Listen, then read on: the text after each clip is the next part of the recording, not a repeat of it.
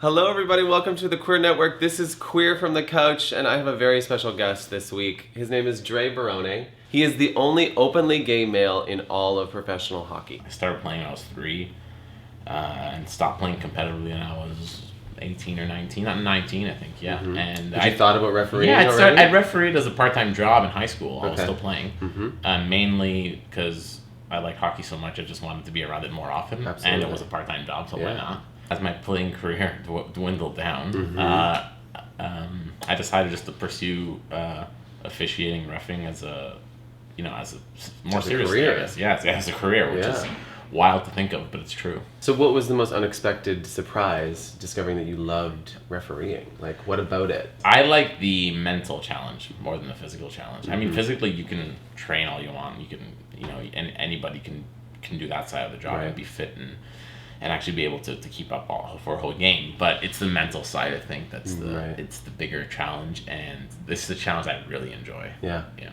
So when did you start opening up about your sexuality within becoming a ref? Like, when did you come out? I came out to my family and friends when I was 22. Okay. And I didn't even know I was gay till I was 21.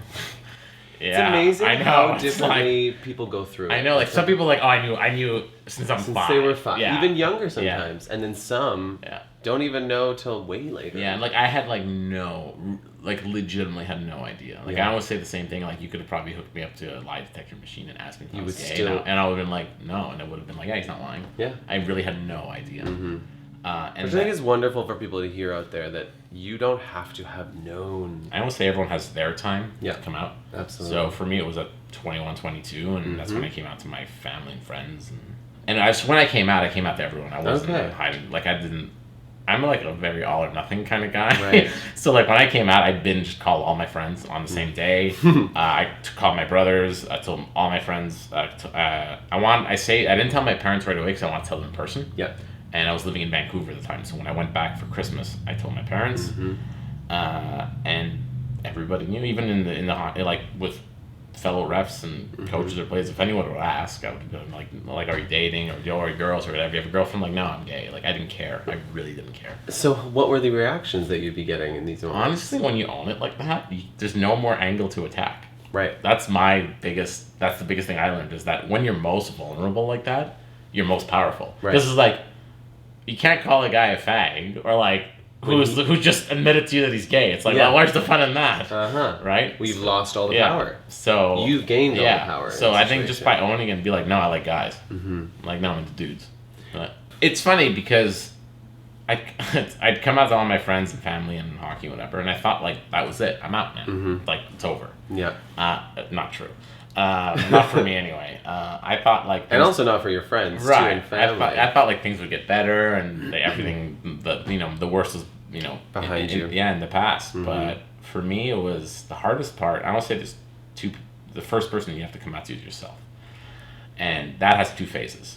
It's acknowledging the fact that you're gay, and then accepting it. Yeah. So I acknowledged it when I was 21, 22 and came out, but it took me a very long time to actually inherently accept it, that yes, you are a gay man, and then accept it in your career. That's the biggest thing. I think that not even just as an athlete or a gay ref. It's in any profession, owning that in your professional field as well.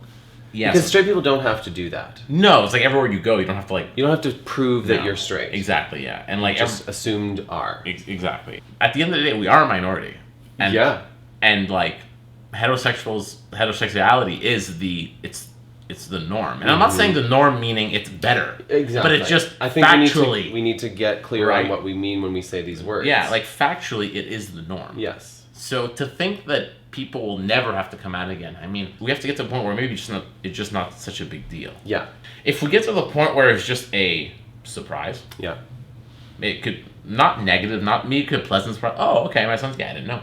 But that's where it ends. Yeah. I think that's where that ultimately it will end up, because, like you said, it may. Straight people don't have to come out, so that's the norm. And I think but you have to be realistic. It's a norm because it's the majority. It's the rule. Right. We are the exception. So then, in diving back into the sporting world, I mean, this is a place where people are still very closeted. What needs to change, and where does it sit right now? So sports is supposed to be the great unifier. So they should start acting like it. It's a culture problem. It's not an individual problem. And I keep stressing that because I can't point the finger and say he was homophobic to me. Right. Because that's just not true. Even the people who do use those words, they use it out of habit. In terms of an athlete, let's say you know somebody who is closeted, who's playing professional sports, how do you think that's affecting their mental health as an athlete, and is it affecting their performance? I'm very open about it. I've battled with depression for 7-8 years, and it definitely, in the moment, you don't know that it affects your performance, right? You don't know that it affects your game or it affects how you think or whatever, but realistically, of course it does. How can it not? Yeah. How can it not, right? There's been great strides made for the notion that anybody could be gay, even the most the most masculine. Yeah. And I'm like, okay, that's great for that guy, great, and that's very important. It's like, but what about the super, super effeminate guy who's really good at hockey and loves hockey and wants to play it? Exactly. And they all look at me like, I never even thought of it. Right. Like, as if like, and I'm like, I know you guys didn't think of that. I'm not putting that on your plate right now, but it's worth we're not. considering. I know we're not there yet, not even close. But just to give you an idea how much work there's to be done here. It sounds like you're going to all these events and you are being hired by charities. Yeah, and I've gotten promoting. I've gotten so many emails from teenagers and college kids and whatever from all over the U.S., all over Canada, being like, "Hey, I read your story. I'm going to come out to my parents. I'm going to come out to my team tomorrow. Whatever, whether it's hockey, football, rowing, whatever the hell it is." You gave me the courage to stand up in front of my class and tell them about my sexuality or tell them that I'm transitioning. That's when it hits you. You're like, oh my God, it's actually working. You're making a difference. Yeah.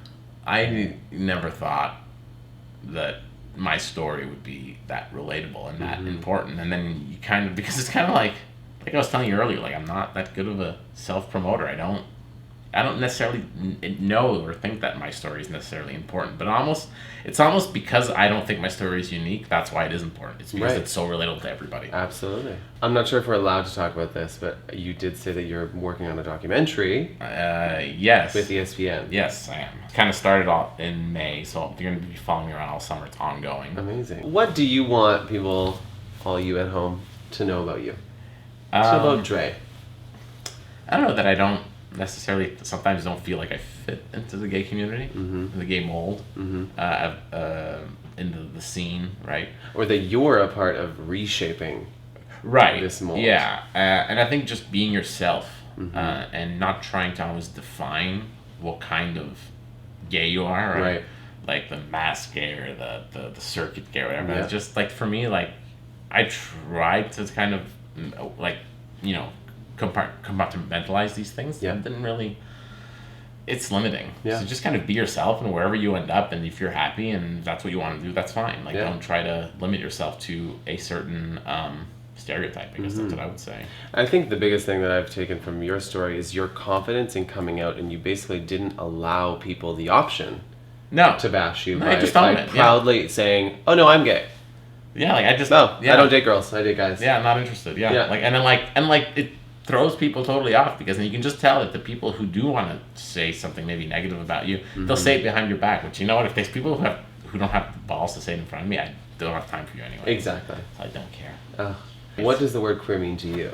To me, it just means being different, not the mainstream in certain ways. Whether it's your sexuality, whether it's the way you dress, whether it's the way you speak, or whatever it is. Right? It's just being different. That's what queer means to me.